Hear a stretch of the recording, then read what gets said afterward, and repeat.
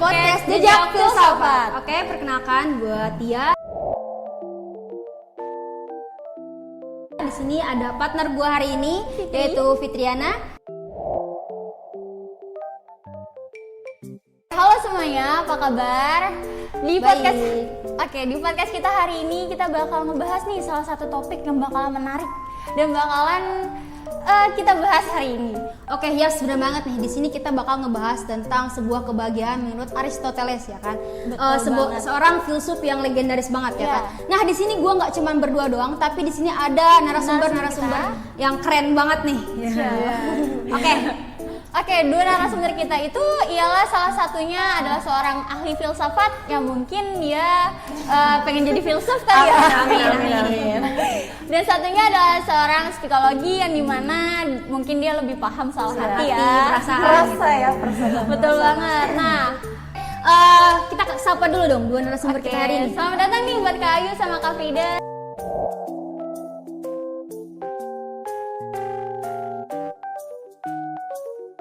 Oke, halo, selamat datang. Apa kabar nih Kak Ayu, Kak Frida? Alhamdulillah baik, dan kita juga senang banget nih udah diundang ke podcast kalian hari ini. Nama podcastnya apa? Oh ya, Jejak Filsafat. Ya. Terus pantengin channel kita hari ini ya, karena kita bakal fokus ke topik kita yaitu kebahagiaan yang dimana kita juga ngebahas gimana sih kebahagiaan itu di kehidupan kita sehari-hari. Oke, betul. Di sini juga bakal ada contoh-contoh yang relate banget nih sama kehidupan kita. sehari-hari. Oke, kita langsung aja nih ke sesi Pertanyaan yang bakalan kita tanya-tanya nih. Oke, kan Aristoteles ini punya pandangan yang sangat dalam ya tentang sebuah kebahagiaan gitu ya kan. Nah, menurut Kak Ayu nih boleh dong gimana sih kasih tahu sedikit tentang sudut pandang dari Aristoteles tentang sebuah kebahagiaan? Iya, jadi Aristoteles ini kebahagiaan menurut Aristoteles ini atau eudaimonia itu merupakan suatu tujuan akhir dari kehidupan kita. Jadi bukan hanya perasaan senang aja nih Kak. Jadi kayak kita tuh jadi kayak ngelibatin kegiatan kita yang konsisten kita lakuin sehari-hari Kak gitu. Dengan kebajikan dan akal budi kita Kak gitu. Oke, berarti kebahagiaan menurut dari Kak Ayu sendiri itu bukan dari kehidupan sehari-hari ya. Berarti dari keputusan apa yang kita ambil itu. Iya, benar-benar. Jadi kita tuh harus melakukan hal yang konsisten gitu, kebajikan yang konsisten, otomatis kita juga akan dapat kebahagiaannya juga. Jadi apa yang kita tanam itu yang kita tuai kan. Betul. Oke, nih tadi kan Kak Ayu udah ngejelasin ya bagaimana pandangan dari sudut pandangan kebahagiaan dari sudut pandang Aristoteles ya kan. Nah, di sini tapi ada yang sedikit menarik. Kan beberapa orang yang berpendapat bahwa kebahagiaan itu sangat kolektif ya kan dan harus dan bukan hanya bersifat kebajikan individu gitu kan. Nah, melihat hal ini menurut Kak Ayu itu bagaimana gitu? Iya, jadi Aristoteles ini emang nekanin perihal kebajikan individu, tapi juga dia bisa juga menerapkan prinsip-prinsip untuk kehidupan kolektif juga tentunya. Oke, jadi konsep dari kebahagiaan menurut Aristoteles itu sangat relevan ya, walaupun dia dalam konteks yang lebih kolektif. Iya, benar. Nah, denger nih, aku nih sempat denger dari seseorang katanya kebahagiaan itu lebih kompleks dari dari kebahagiaan tersebut. Nah, contohnya itu kayak faktor-faktor eksternal kayak seperti ekonomi, lingkungan ataupun akses sebagai kebahagiaan tersebut. Nah, gimana nih menurut Kak Frida tentang faktor tersebut? Iya, tentu faktor-faktor eksternal memang mempengaruhi kebahagiaan. Iya. Maka dari itu proses kebajikan sangat menentukan, dan tindakan yang kalian lakukan maknanya itu sebagai dasar yang kuat. Oke. Di sini baik, kan saya juga ada sedikit nih yang sedikit agak menarik tadi Kak Ayu bilang Aristoteles ini menekankan akal budi seseorang, ya kan? Nah, tapi emosional atau spiritual seseorang itu nggak terlalu ditekankan nih di sini sama Aristoteles. Bagaimana tuh menurut Kak Ayu? Jadi menurut saya sih emang Aristoteles ini kan emang nekenin ke akal budi, tapi dalam kehidupan sehari-hari juga bisa ditekankan aspek emosional dan spiritualnya juga. Jadi everything is possible, gak ada yang impossible. Itu bisa diiniin dalam konteks modern berarti? Iya, benar, bisa diterapin dalam konteks modern. Oke, kalau misalkan ini bisa diterapin dalam konteks modern, saya ada contoh di mana yang kata kita waktu terjangkit pandemi, ya COVID-19 gitu kan. Banyak orang kan yang depresi, stres gitu ya kan. Nah, itu bagaimana tuh menurut Kak Frida ya? Menurut Kak Frida kan tentang konteks kebahagiaan dari Aristoteles itu tuh bagaimana dalam situasi seperti ini? Nah, jangankan untuk seseorang nih, kadang Kita kita juga aja ya. ngalamin Iya, ya, kayak yang dimana kita juga dilarang tuh, kayak, betul banget. Udah putus asa banget mau bunuh diri. Udah stok makanan kita Iya, menipis, bener. kita Iya. nggak boleh keluar, Di rumah yang dimana, aja kan. yang dimana kita tuh harus beneran jaga tuh kesehatan Ini kita. pertanyaan bagus banget sih menurut aku.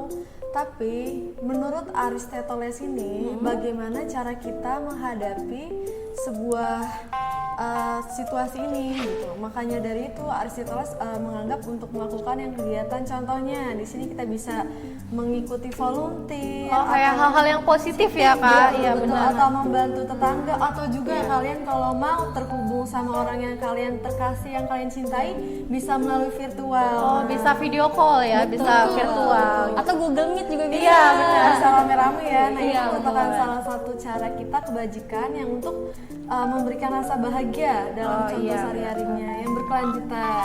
Oke, berarti kebahagiaan itu gampang ya ternyata ya. Gampang, kayaknya bisa dilakuin dari Dalam hal-hal yang hal kecil, kecil ya. gitu ya. Iya, betul. Nggak harus Oke. yang hal yang besar. Berarti kebahagiaan itu adalah sebuah tindakan yang dimana kita harus mengambil dari tantangan tersebut.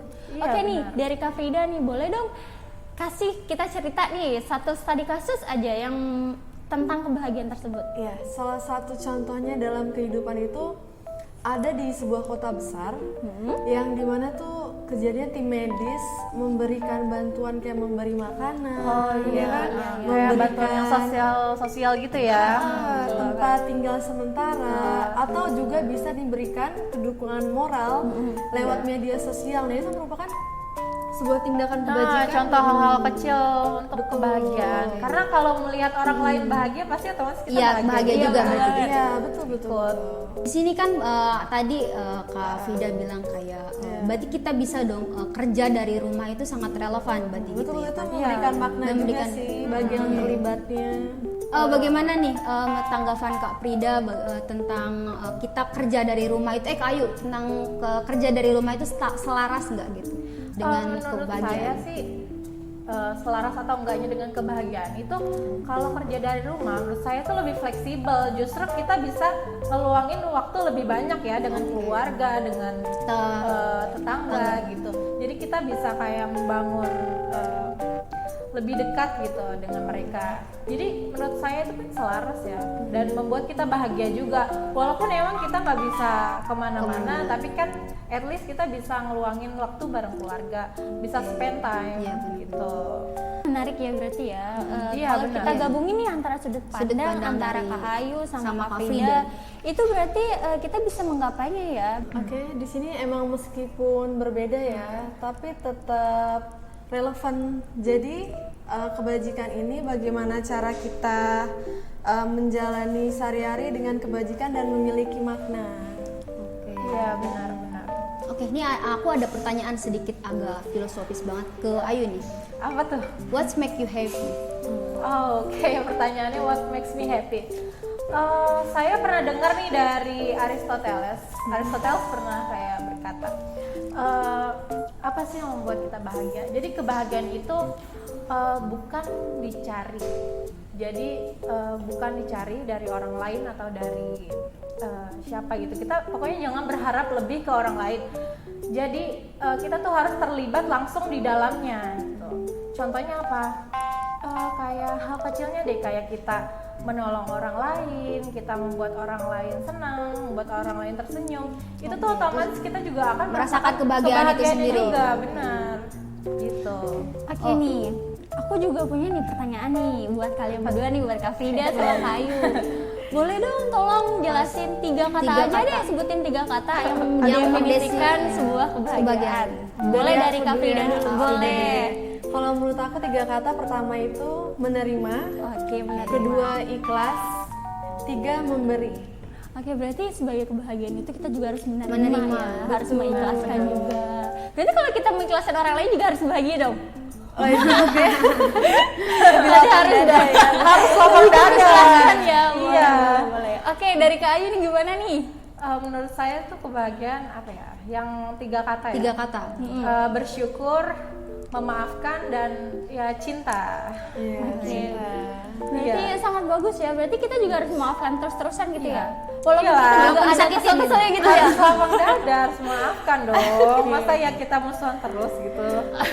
Dan kita juga harus kayak ya cinta ya sama manusia gitu. Bukan hanya cinta ke pasangan aja gitu. Seagama ya. Kalau dianya manusia kan ada kata Nggak gitu juga. nggak boleh itu berharap kepada manusia ya. Nggak boleh.